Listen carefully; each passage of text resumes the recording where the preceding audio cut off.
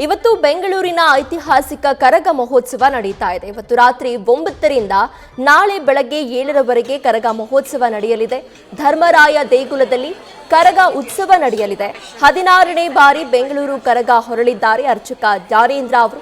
ಈಗಾಗಲೇ ಕರಗ ಸಾಗುವ ಪೇಟೆಗಳಿಗೆ ವಿಶೇಷ ದೀಪಾಲಂಕಾರವನ್ನ ಕೂಡ ಮಾಡಲಾಗಿದೆ. ರಾತ್ರಿ 12:30ರಿಂದ ನಗರದ ಕೆಲ ಬೀದಿಗಳಲ್ಲಿ ಹೂವಿನ ಕರಗ ಸಾಗಲಿದೆ. ಇನ್ನು ಕೆಲ ರಸ್ತೆಗಳಲ್ಲಿ ವಾಹನ ಸಂಚಾರಕ್ಕೆ ಮಾರ್ಗವನ್ನ ಕೂಡ ಕರಗದ ಹಿನ್ನೆಲೆಯಲ್ಲಿ ಬದಲಾವಣೆಯನ್ನ ಮಾಡಲಾಗಿದೆ.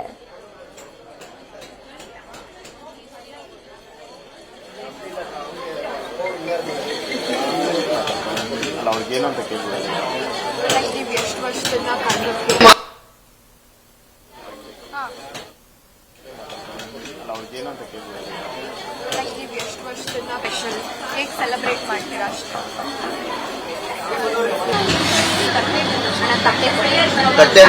ಯಾವುದು 2 ನಿಮಿಷ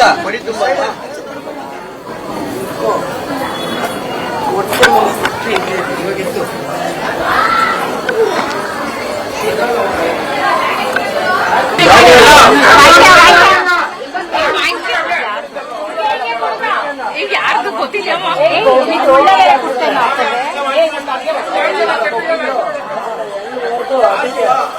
ಹಿಂಗೆ ಒಳಗಡೆ ಆಚೆ ತರಬೇಡ.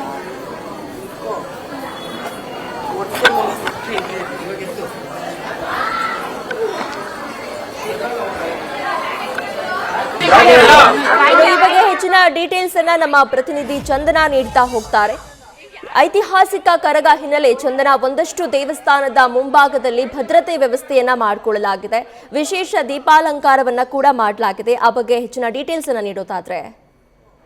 ಹೌದು ಪ್ರೀತಿ, ಬೆಂಗಳೂರು ಪ್ರಸಿದ್ಧ ಐತಿಹಾಸಿಕ ಕರಗ ಮಹೋತ್ಸವಕ್ಕೆ ಈಗಾಗಲೇ ಕೌಂಟ್ ಡೌನ್ ಶುರುವಾಗಿದೆ. ಇವತ್ತು ಮಧ್ಯರಾತ್ರಿ 12:30ಕ್ಕೆ ಸರಿಯಾಗಿ ಧರ್ಮರಾಯ ದೇಗುಲದಿಂದ ಕರಗ ಹೊರಡುತ್ತೆ. ಅದಕ್ಕೆ ಏನೆಲ್ಲ ಬೇಕೋ ಎಲ್ಲ ರೀತಿಯ ಸಿದ್ಧತೆ ಮಾಡಿಕೊಳ್ಳಲಾಗಿದೆ. ಮತ್ತೊಂದು ಭಾಗದಲ್ಲಿ ದೇವಸ್ಥಾನದಲ್ಲೂ ಕೂಡ ಒಂದು ರೀತಿಯ ಹಬ್ಬದ ವಾತಾವರಣ ನಿರ್ಮಾಣ ಆಗಿರುವಂತದ್ದು ನೀವು ದೃಶ್ಯಾವಳಿಗಳಲ್ಲಿ ಗಮನಿಸ್ತಾ ಹೋಗಬಹುದು. ಅಂದ್ರೆ ಭಕ್ತಾದಿಗಳು ದೇವಸ್ಥಾನಕ್ಕೆ ಬಂದಿರುವಂತಹ ಭಕ್ತಾದಿಗಳಿಗೆ ಒಂದು ಸಿಹಿ ಹಂಚೋ ಕಾರ್ಯಕ್ರಮ ಕೂಡ ನಡೀತಾ ಇದೆ. ಮತ್ತೊಂದು ಭಾಗದಲ್ಲಿ ಹೂವಿನ ಅಲಂಕಾರ ನಡೀತಾ ಇದೆ. ಅಂದ್ರೆ ಲಕ್ಷಾಂತರ ರೂಪಾಯಿ ಬೆಲೆಯ ಹೂಗಳನ್ನ ಖರೀದಿ ಮಾಡ್ಕೊಂಡು ಬಂದು ಇಡೀ ದೇವಸ್ಥಾನಕ್ಕೆ ಹೂಗಳಿಂದ ಬಣ್ಣ ಬಣ್ಣದ ಹೂಗಳಿಂದ ಅಲಂಕಾರ ಮಾಡಿರುವಂತದ್ದು. ಅಂದ್ರೆ ನಿಧಾನಕ್ಕೆ ಈಗಾಗಲೇ ಜನಜಂಗುಳಿ ದೇವಸ್ಥಾನದಲ್ಲಿ ಶುರುವಾಗಿದೆ. ಅಂದ್ರೆ ಬೆಳಗ್ಗೆ ಸಾಕಷ್ಟು ಜನ ದೇವಸ್ಥಾನದಲ್ಲಿ ಇರ್ಲಿಲ್ಲ, ಆದ್ರೆ ಈಗ ನಿಧಾನಕ್ಕೆ ಆರಂಭ ಆಗಿದೆ. ನೂರಾರು ಸಂಖ್ಯೆಯಲ್ಲಿ ಭಕ್ತಾದಿಗಳು ದೇವಸ್ಥಾನದತ್ತ ಆಗಮಿಸ್ತಾ ಇರುವಂತದ್ದು. ಅಂದ್ರೆ ಇವತ್ತು ಮತ್ತೊಂದು ವಿಶೇಷ ಇದೆ. ಕರಗ ಒಂದ್ ಕಡೆ ಆದ್ರೆ ಮತ್ತೊಂದು ವಿಶೇಷ ಅಂದ್ರೆ ಇವತ್ತು ಸೀತಾರಾಮ ಕಲ್ಯಾಣ ಆದಂತ ದಿನ ಆಗಿರೋದ್ರಿಂದ, ಅಂದ್ರೆ ಕೋಇನ್ಸಿಡೆನ್ಸ್ಲಿ ಆ ದಿನನೂ ಕೂಡ ಇವತ್ತೇ ಬಂದಿರೋ ದಿನ.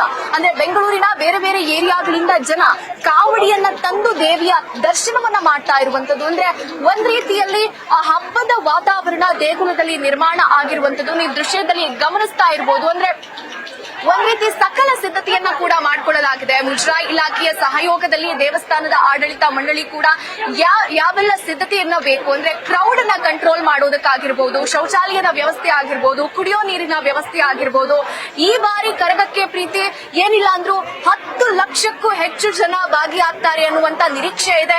ಮತ್ತೊಂದು ಭಾಗದಲ್ಲಿ ಕರಗ ಯಾವೆಲ್ಲ ಪೇಟೆಗಳಲ್ಲಿ ಸಂಚಾರ ಮಾಡುತ್ತೋ ಅಂತಹ ಪೇಟೆಗಳಲ್ಲಿ ಅಂದ್ರೆ ಹೆಜ್ಜೆ ಹೆಜ್ಜೆಗೂ ಗಲ್ಲಿಯಲ್ಲೂ ಕೂಡ ಸಿಸಿಟಿವಿ ಕ್ಯಾಮೆರಾಗಳನ್ನ ಅಳವಡಿಕೆ ಮಾಡಲಾಗಿದೆ. ಅಂದ್ರೆ ಕರಗಕ್ಕೆ ಅಂತಾನೆ ಸರಿಸುಮಾರು 140ಕ್ಕೂ ಹೆಚ್ಚು ಸಿಸಿಟಿವಿಗಳನ್ನ ಅಳವಡಿಸಿರುವಂತದ್ದು. ಅಂದ್ರೆ ಮತ್ತೊಂದು ಭಾಗದಲ್ಲಿ ಮಹಿಳೆಯರ ಸುರಕ್ಷತೆಗಾಗಿ ಪೊಲೀಸರು ಆದ್ಯತೆಯನ್ನ ಕೊಟ್ಟಿದ್ದಾರೆ. ಅಂದ್ರೆ ದೇವಸ್ಥಾನದ ಸುತ್ತಲೂ ಕೂಡ ಆಂಬ್ಯುಲೆನ್ಸ್ ವ್ಯವಸ್ಥೆ ಕೂಡ ಮಾಡಲಾಗಿರುವಂತದ್ದು. ಅಂದ್ರೆ ಈ ನೂಕುನುಗ್ಲಲ್ಲಿ ಯಾರಿಗಾದ್ರೂ ಆರೋಗ್ಯದಲ್ಲಿ ಏರುಪೇರಾದ್ರೆ ಅಂತವರಿಗೆ ಆಂಬ್ಯುಲೆನ್ಸ್ ಸಿದ್ಧ ಇರುತ್ತೆ. ಮತ್ತೊಂದು ಕಡೆಯಲ್ಲಿ ಅಗ್ನಿಶಾಮಕ ದಳ ಕೂಡ ಅಂದ್ರೆ ಸಿದ್ಧವಾಗಿರುವಂತದ್ದು. ಈ ಎಲ್ಲ ರೀತಿಯ ಒಂದು ಸಿದ್ಧತೆ ಮಾಡಿಕೊಂಡಿರುವಂತದ್ದು. ಅಂದ್ರೆ ಒಂದ್ ರೀತಿಯಲ್ಲಿ ಎಲ್ಲ ವ್ಯವಸ್ಥೆಯನ್ನ ಮಾಡಿಕೊಳ್ಳಲಾಗಿದೆ. ಪೊಲೀಸರಾಗಿರ್ಬೋದು, ಜಿಬಿಎ ವತಿಯಿಂದ ಆಗಿರ್ಬೋದು, ಮುಜರಾಯಿ ಇಲಾಖೆ ಆಗಿರ್ಬೋದು, ದೇವಸ್ಥಾನದ ಆಡಳಿತ ಮಂಡಳಿಯ ಎಲ್ಲ ರೀತಿಯ ವ್ಯವಸ್ಥೆ ಆಗಿರ್ಬೋದು.